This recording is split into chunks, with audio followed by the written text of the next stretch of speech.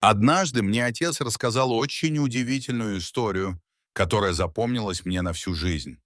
У отца был друг по имени Валера, возрастом постарше.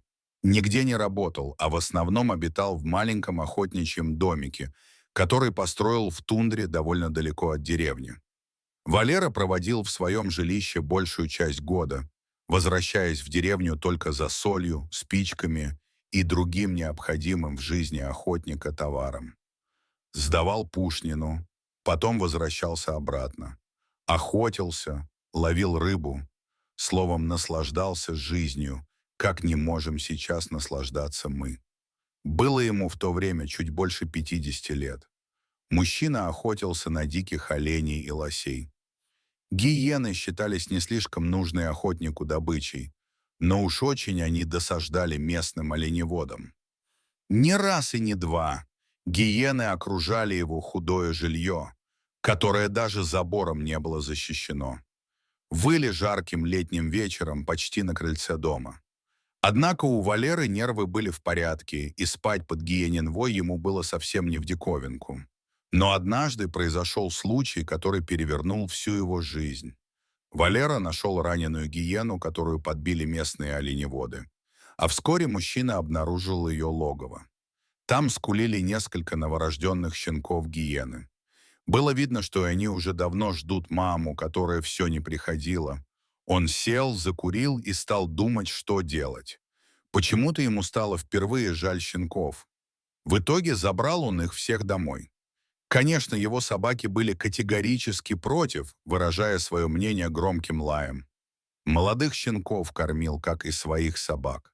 Они быстро подрастали, играли друг с другом, но собак обходили стороной. Те также, уважая мнение своего хозяина, щенков не трогали. А звери со временем все чаще и чаще начали отлучаться в лес.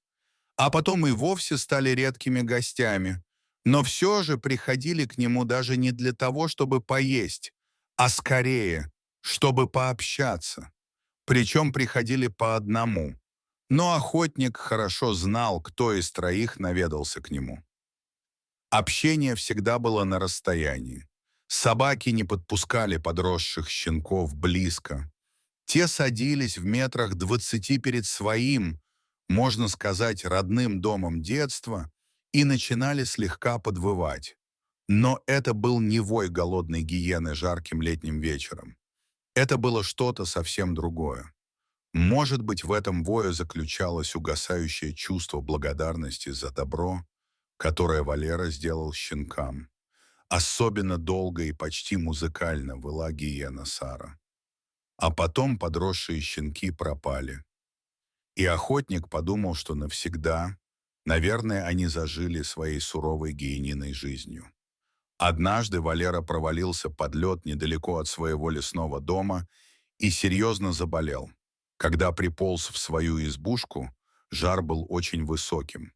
Он разделся, натерся медвежьим жиром и лег в постель. Особенно не беспокоился. Такое иногда случалось. Однако на этот раз болезнь оказалась более коварной, чем прежде. Жар прошел, но охотник чувствовал страшную слабость, которая не давала возможности далеко отлучиться от дома. А потом он и совсем слег. Впрочем, лекарств в избушке хватало. Валера всегда заготавливал лечебные травы. Таблеткам он не доверял. Однако даже эти народные средства не помогали. Охотник буквально сох на глазах и уже не мог сделать и нескольких шагов. Только иногда выходил на крыльцо. Но самое плохое во всей этой ситуации было то, что заканчивались запасы еды. Добраться до поселка Валера уже не мог. Собаки, правда, добывали себе пропитание в лесу, но, естественно, с хозяином не делились. Оставалось только надеяться на Бога. Несколько раз по ночам Валера слышал знакомый гиенин вой. Или ему это чудилось? «Неужели Сара?» — думал он, подозревая самого себя, что у него начались галлюцинации. На то, что его будут искать, Валера не надеялся. Не пришел охотник со своего участка, ну и списали его. Никто не пойдет в тундре искать человека, да и бесполезно это. Вертолетов не было даже снегоходов. Найти в таких условиях пропавшего охотника было просто невозможно. Понимая все это, Валера приготовился к смерти. Когда начались страшные морозы, Валера запустил в дом собак. Той ночью гиенин вой был особенно продолжительным. Утром вышел мужчина на крыльцо, а собаки с громким лаем выскочили за ним и тут же начали, остервенело, что-то рвать друг у друга. Валера схватил палку и кое-как отбил у голодных псов большой кусок оленины. Он глазам своим не поверил. Откуда это взялось? Отрезал кусок собакам и вернулся в дом. Сварил суп. Подкрепившись, он опять вышел из дома. Подошел к тому месту, где нашел мясо, а точнее часть дикого оленя со шкурой и шерстью. И среди следов, боровшихся друг с другом собак, нашел гиенин следы. Причем гиена подходила к этому месту спокойно, словно ее никто не тревожил. И тут Валера окончательно решил, что свихнулся. Но, вспомнив, как ночью подвывала, словно вызывала его на крыльцо гиена Сара, все понял, но не поверил сам себе. Гиена принесла ему еду. Да такого не может быть. Гиена — дикое животное, она не способна на такое. На такое не способна даже собака. Но факт оставался фактом.